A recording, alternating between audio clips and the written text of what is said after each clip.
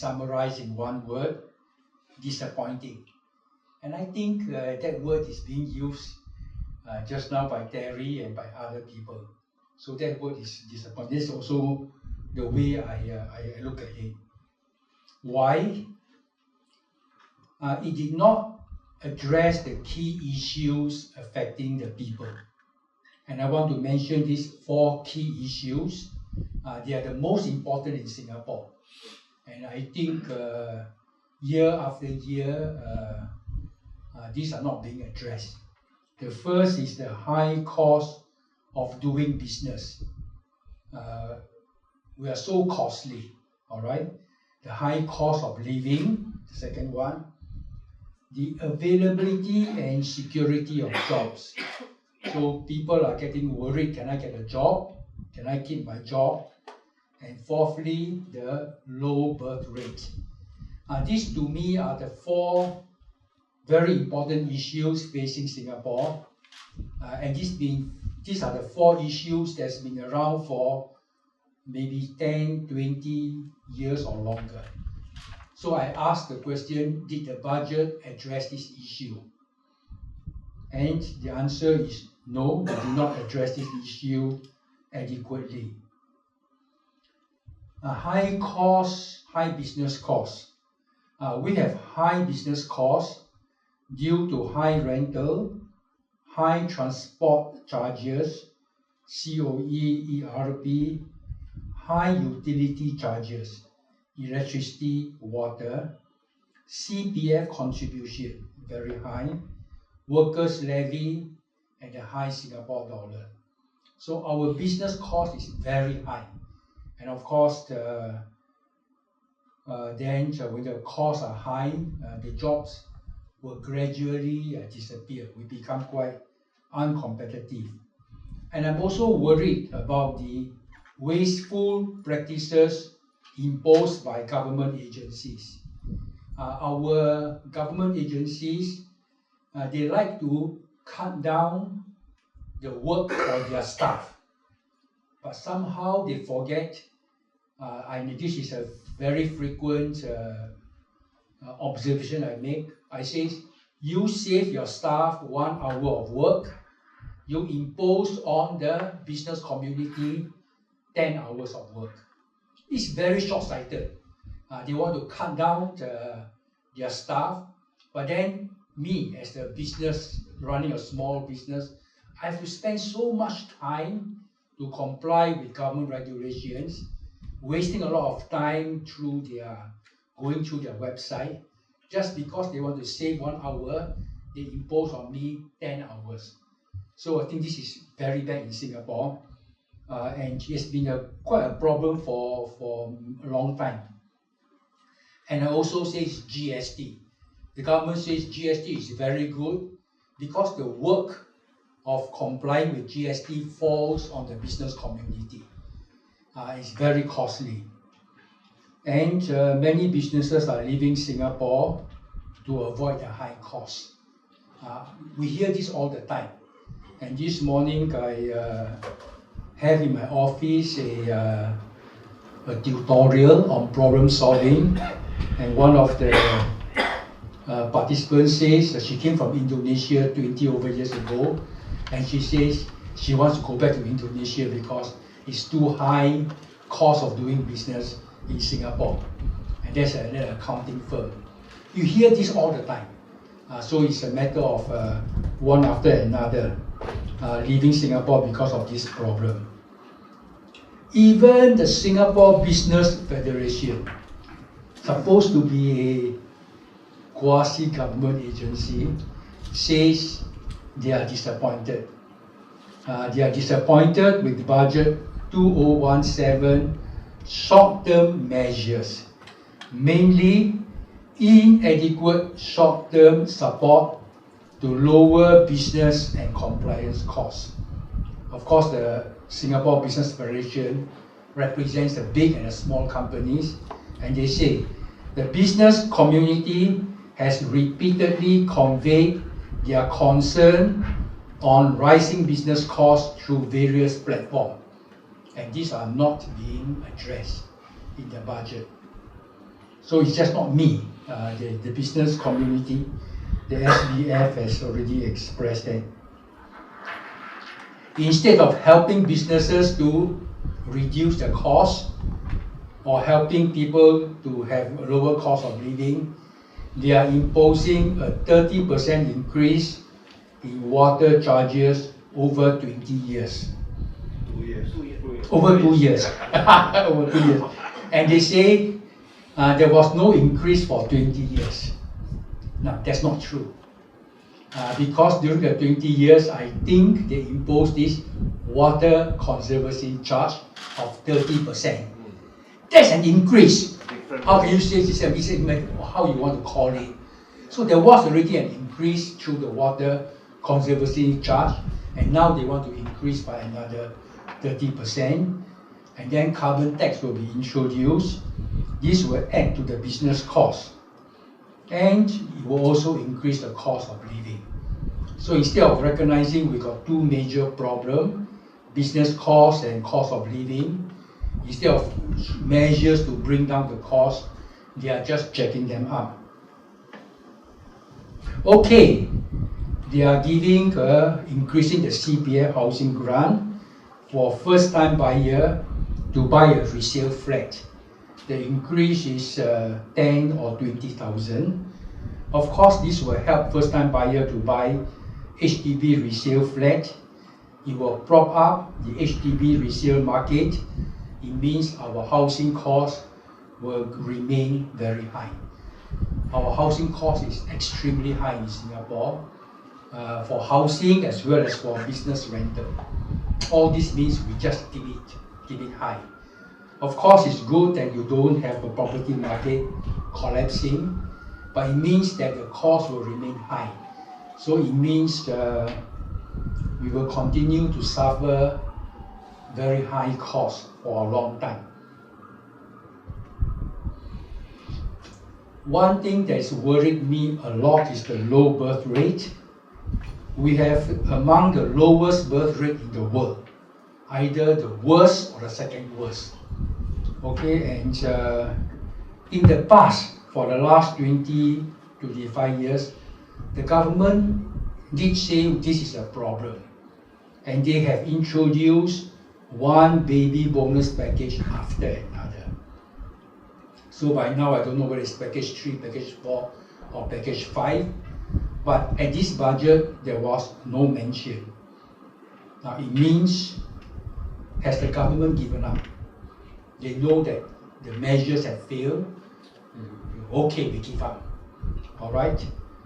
But the thing is, why don't they try a new approach?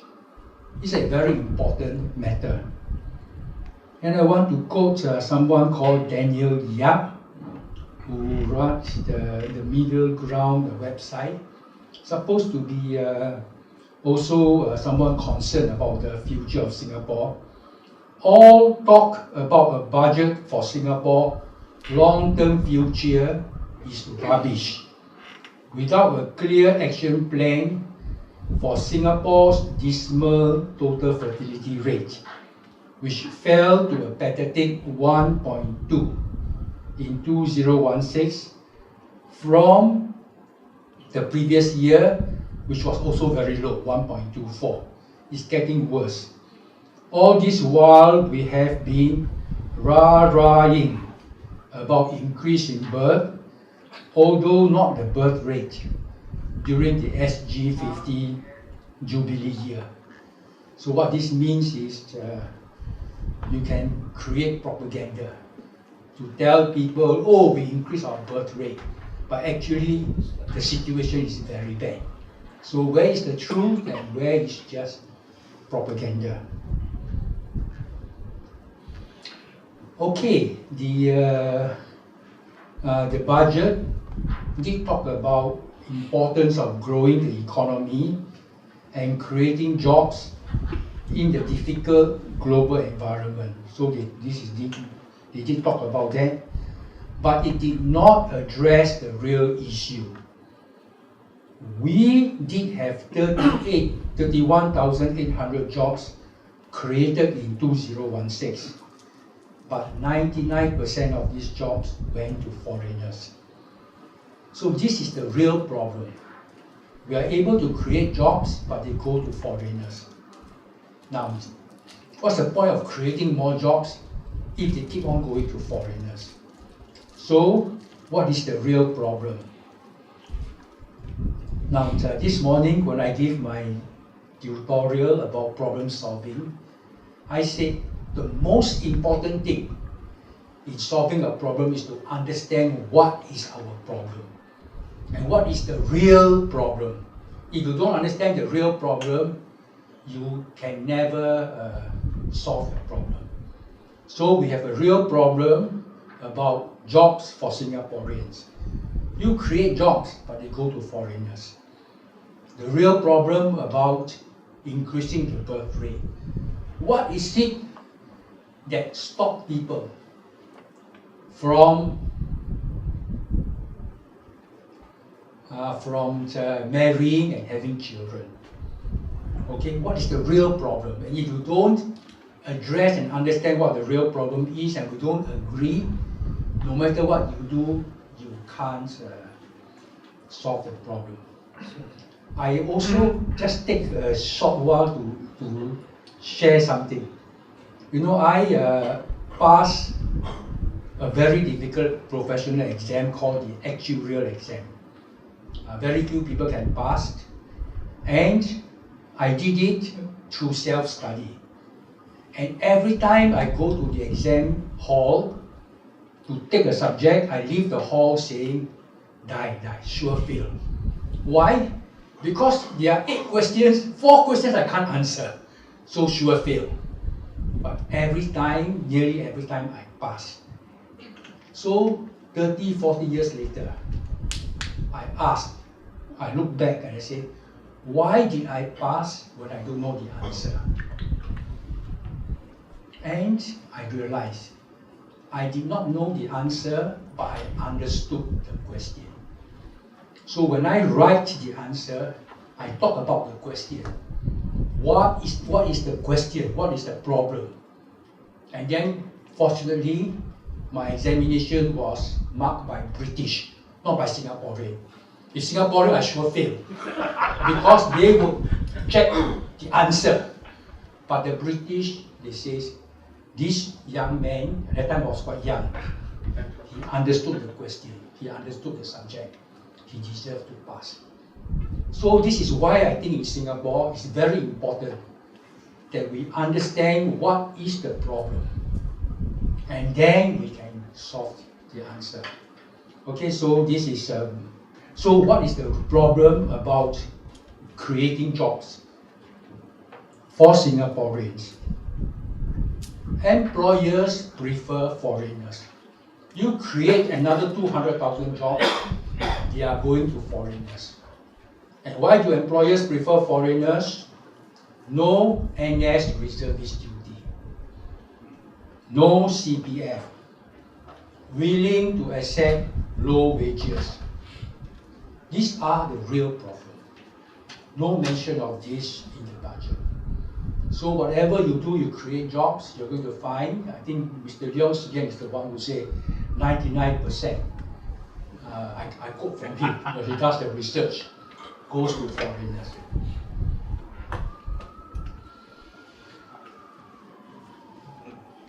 Let me address the broader issue. That means not just on this budget, but a broader issue over a period of 20, 30 years. We know the government needs to collect revenue to fund its operations. That one we know.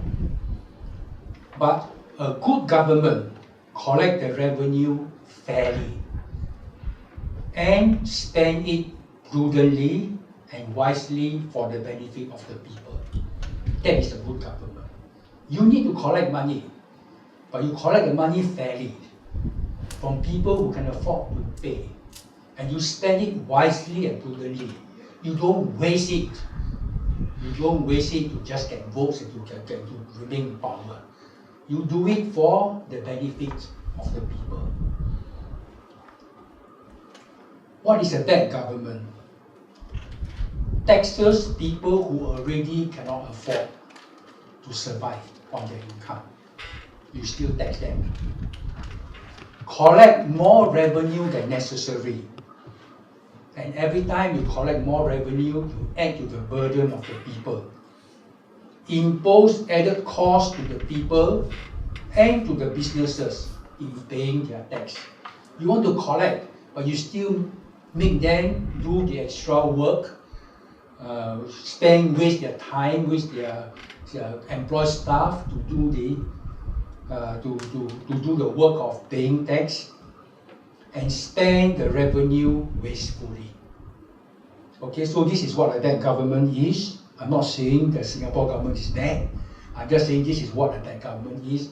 We can all make our judgment whether or not how the Singapore government match against this.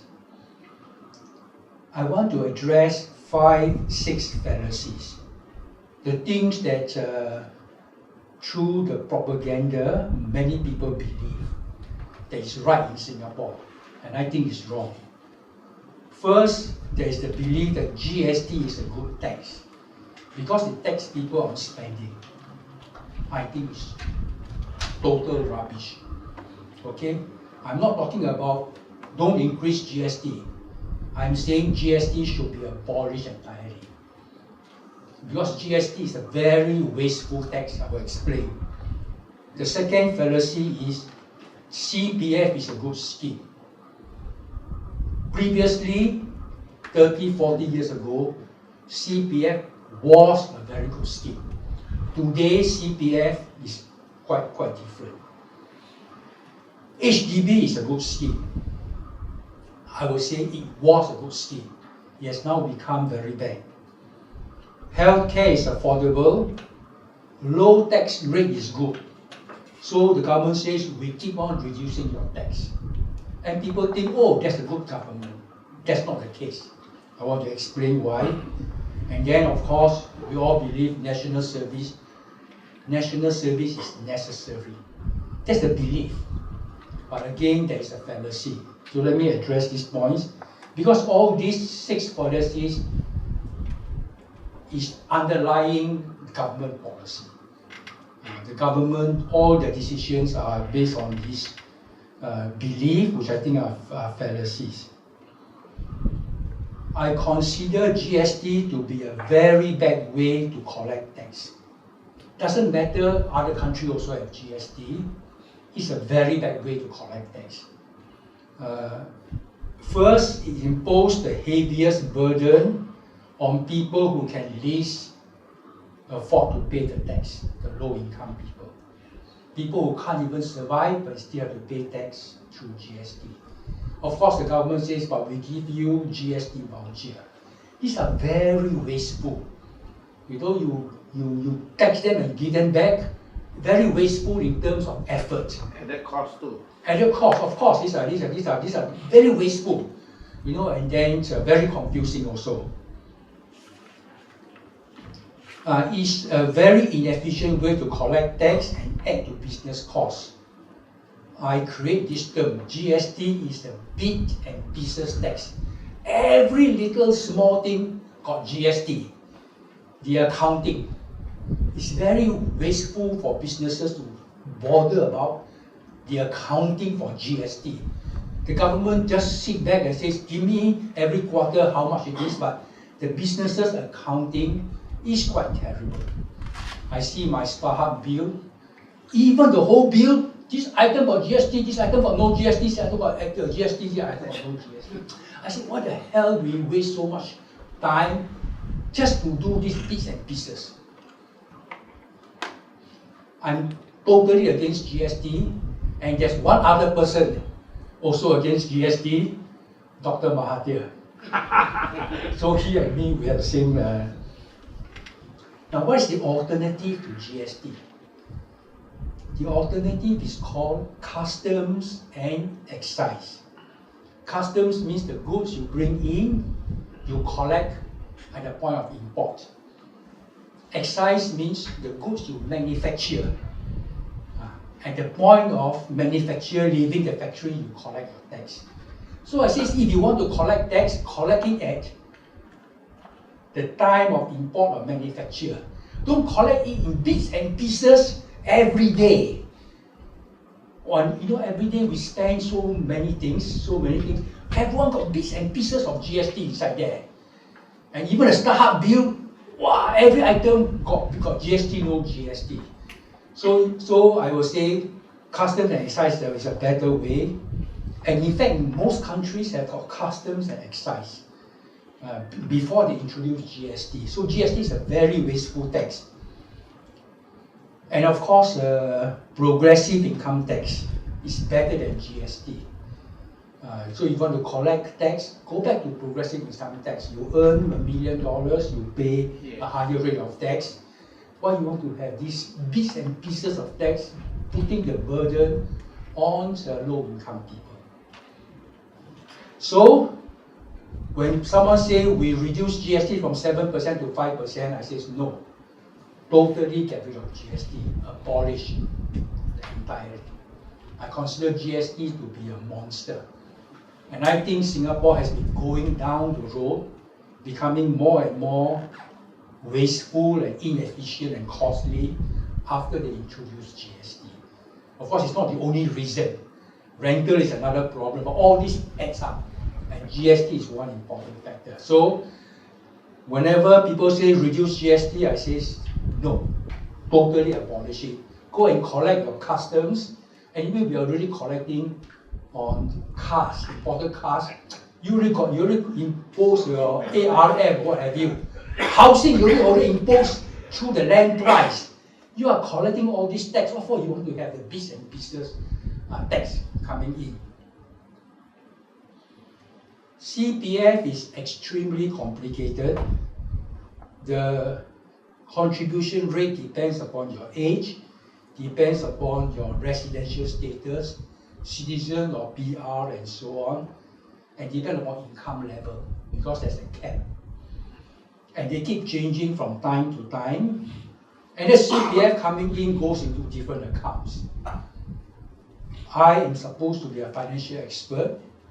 I'm totally confused. I will not be able to do any financial planning for any of you, because the CPF is a key part of financial planning, and it's so complicated. And they change every now and then. They change. That's my point. All right. Even the interest rate is, you can't calculate interest rate, because some part got bonus, some part got no bonus. So I call this, the word I coined is convoluted, extremely complex. And of course, I associate Lee Hsien Loong to be the person who likes convoluted system. After he takes charge, all these things become like that. Everything. Okay, so it's very convoluted. So many people don't know how to handle financial planning with this complicated scheme. So it's very good for the minister to say, our citizens should do financial planning. But how do you do financial planning when your key component, the CPF, is so complicated that even the expert can't even do the calculation? What happened? Because of all this confusion, many people don't have enough money for retirement. In spite of high contribution during their many years of working, they spend too much money on housing and healthcare. And also, they make bad investments with their savings. The CPF says, okay, we give you, you can invest your money. It ends up, it's a very bad idea. They come and say, let's educate people so they can make good investment. This is rubbish. Most people are busy making a living. How can they go and find the time to be an investment expert? What happened? The financial sector, the fund managers, the people who sell the financial products take advantage of the ignorance. They become rich and the people become poor.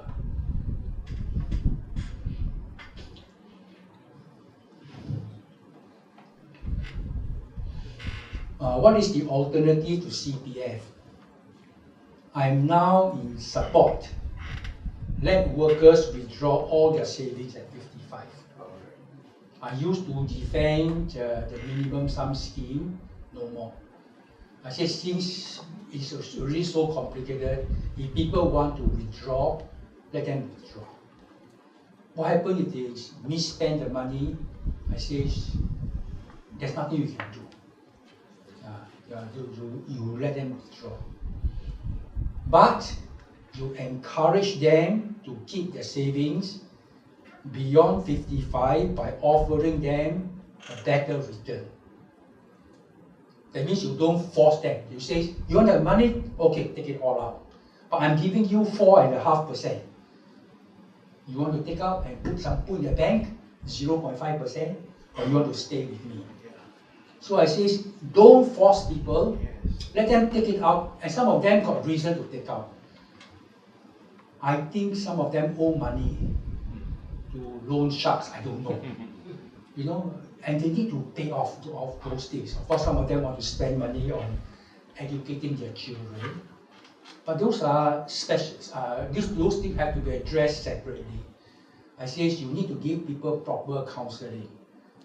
If they want to send their children for education overseas and spend a lot of money, and if they ask me, I will tell them don't. It's a waste.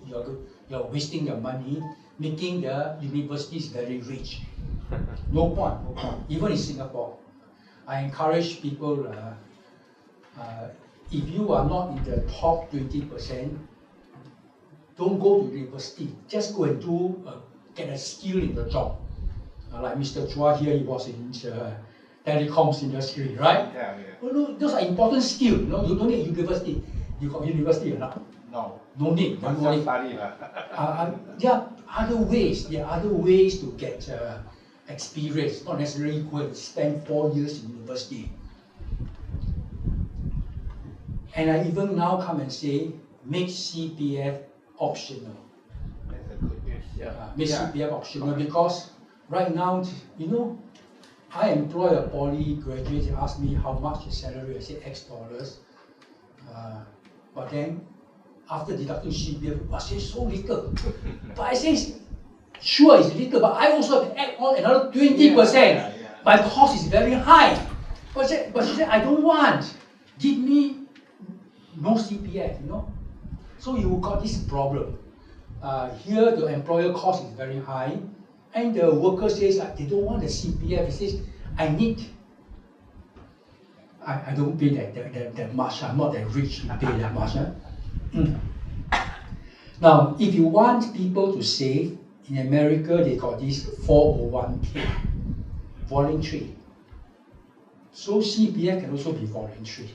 So America, they say, if you save in 401k, you get all these benefits. Then let people make their choice whether they want to save. In Singapore, we also have this 401k. It's called the Supplementary Retirement Scheme. But this scheme is so complicated with CPF that very few people use this.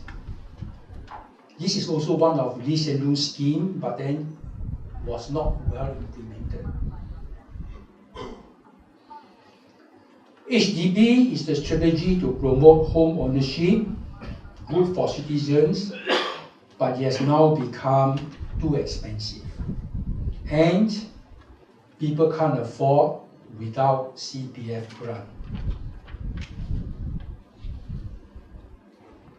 And HDB takes away too much savings from housing. And one other bad effect, very few people realize, you buy a HDB flat, you buy in Tampines, you work in Jurong. Long distance commuting. You work in Sembawang, long distance commuting. Okay, and I think that's no good. Alright? When you buy a flat, buy a house, you are stuck. And then you spend the time commuting. Okay, yes, it was quite good, a good investment because it became a property bubble. Now, no more. young people, I tell them, if you buy a HDB flat for 400,000, 500,000, you want to sell it for $1 million, who can afford to pay you $1 million? In the past was different. The HDB flat you can buy for 30,000. It can go to $500,000. But $500,000 you go to $1 million, not so easy. So this is already overpriced. What is the alternative? Rent. I say HDB is no more a good investment. Rent. So if and the trouble is, people can't afford to rent because of high CPF. After I pay CPF, I'm forced to buy because I've got no more money to rent. So you must allow them to reduce the CPF or opt out entirely. Now, there are two countries that have the rental model, Germany, Switzerland. And I think rental makes more sense. So if you work in Jurong, you go and rent in Jurong. You move your job to Changi, you go and rent in Changi. Don't go and buy a property and get stuck and do long commuting. So one of the problems why our public transport is breaking down, congested, too many people are commuting unnecessarily. Okay, so healthcare, for people who think the government is not spending enough on healthcare, they are spending. The per capita spending is $4,000 per year, comparable to UK, Australia, and Canada. So don't say that government is not spending. Government is spending, but still the citizen find healthcare very expensive. So what is happening? Of course, you know, can die but cannot fall sick. Okay, now what is happening? Cost of treatment is very expensive. Private hospital and public hospital, and the specialists, some of them are extremely wealthy. I was quite shocked. Many of the owners of Sentosa Cove are doctors.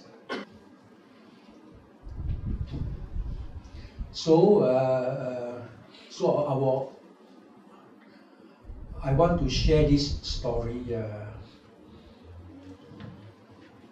My friend, Englishman, living in Singapore, tell me, Mr. Tan, I'm going back to UK for a short while. I have to see my uncle. He's terminally ill with cancer.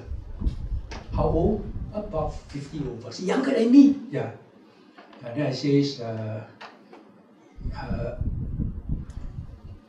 no chance of cure. And he says, no. The government doctor says, this is terminal. So I says, is the family looking for alternative private treatment? He says, no, there's nothing you can do. Basically, he's saying they trust the public hospital doctor. If a doctor says cannot cure, they say okay, then we leave the next few months. I met him again later on. How long did your uncle? Is your uncle still around? He said no, he died 6 months later. Longer than expected, but they don't have to spend money trying to look for a cure. In Singapore, the family will have to spend 250,000, and the man will still die. Because Singapore is like that, right? Your uncle, you don't want to, your father don't take care. Sure, we spend the money. So this is why healthcare in Singapore is so expensive, because people think it is their duty. So sometimes I ask, do you want to make the doctor rich, or do you want to leave some of your money to your family? Okay, so this is the problem with our medical, but we don't know who to trust. Even the public hospitals, we sometimes don't trust because they are also greedy to make money. This is the problem in Singapore. It's not the government is not spending. It is the citizens overspend on unnecessary things. Now, in some countries, they are able to keep their costs low and provide good level of care because they have what is called a single payer system. The government negotiate with the doctors. This kind of treatment, this is the amount, negotiate, collective bargaining. Mr. Chua, same as a union collective bargaining, but collective negotiation. Japan has got this, Canada has got this, Australia got this, the negotiator. I believe lower income tax is not a good idea because if the government collect not enough tax, they don't take care of your health care. A large part goes to you. Education also goes to you. So the public actually ends up spending a lot on children's university education overseas. And then on your health care, you spend a lot. So I prefer that the tax can go up, but that tax should be used to provide the basic services. Because if the government takes care of it, they can have collective purchasing of the services at a lower price. If you take care of yourself, you are likely to end up paying more. Because as a person, you don't know which university good, which university no good, you send them overseas, you're going to spend quite a lot of money. So Singaporeans are actually spending a lot of money because of low tax rate. So social benefit is a way for the government to take care at a lower price for everybody.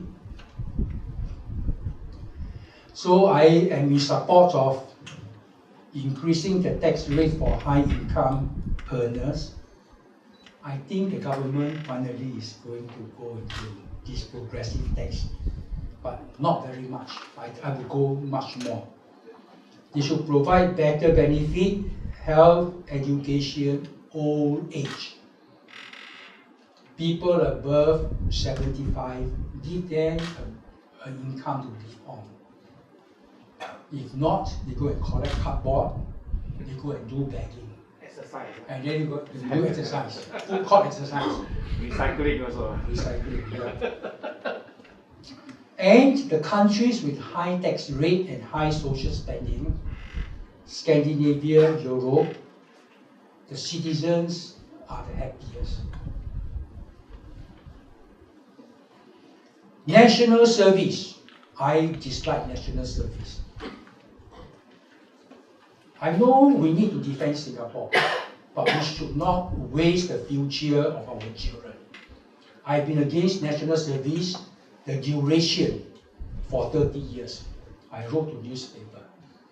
I said we should not waste the future of our boys and girls because we waste their time on national service. Now, from 3 years, now they reduced to 2 years. But to the average boy, the time they enter the workforce is not 2 years. It's 2.5 to 3 years. Because going to NS, you have to wait to be called in, wait to be called out. You end up with 2 or 3 years behind. So the real cost is very high. They enter the workforce 3 years later than females and foreigners. Hard for them to compete for jobs. Especially employers on NS, they find some excuse. They don't want you. They marry later. This is why Singapore has a very low birth rate. It's one of the causes. Of course, this is very clear to me. It's a very leading cause of it. You marry late. And when you marry late, if you can get married, sure, 50%, 60% can get married, but you marry late. When you marry late, hard to get children. And your career comes first. Career comfort, but hard to get children. I've seen people in their 30s. When is your child coming? Oh, we're trying, we're still trying. Not so easy to try when you are above 30. My first daughter came, my wife was 21. Good. My second daughter came, she was 24. My third son came, 27. Today, 27, you haven't even started with the first one. So when you force people to marry late, through economic reasons, through NS, sure your population fertility rate must come down.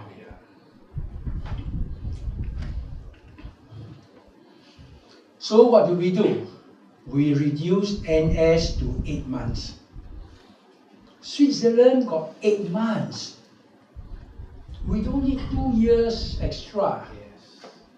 Of course, that's why sometimes I say Singaporeans, the elite, they are idiots, the people who are supposed to be very smart. They come and challenge me, You think 8 months you can be trained? I say, sure, 8 months you can have basic training. But what about officers? I said, how many percent become officers? 10%. But you make the other 90% waste time for you. Because 10% need to be trained as officers. Or maybe 5%, I don't know. So we waste everybody's time because 10%. So I say, if you want to be officer, actually I don't. If I'm a defense minister, I say NS is NS. Officer will be full-time. Regular. No, we don't waste money like that. You know how costly it is to train an officer? Yeah. And if you train to be an officer, you're not professional full-time, the money is wasted. Our defense is very wasteful. We spend so much money on defense, when the war really comes, the real test will be. Are we really that well prepared? I don't know. We have not come to the test yet. I will abolish reservist training. You have 8 months of training, follow Switzerland. I think Switzerland, they know what to do. And then when the time comes, hostility, then they say, okay, call up, now you have to do your IPPT and so on, when hostility comes. That's my proposal for NS. Okay, so my conclusion.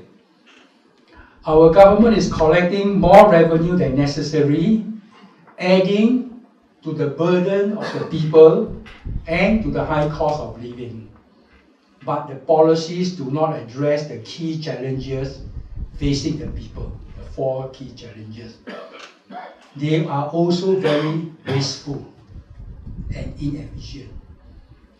And budget, life will continue to get worse. Budget 2017 is a big disappointment. When I read the newspaper report, the Tuas Expressway, $3 billion. I think it's 3 billion. $3 billion. Most people don't pay attention. I said $3 billion is what we spent to build the 2 north, south, east, west line. Of course, it's 30 years difference. The cost has gone up 4 or 5 times. But $3 billion is a lot of money, even after adjusting for the 4 or 5 times. But nobody pay attention. So I say we are just spending money anyhow. Okay, thank you.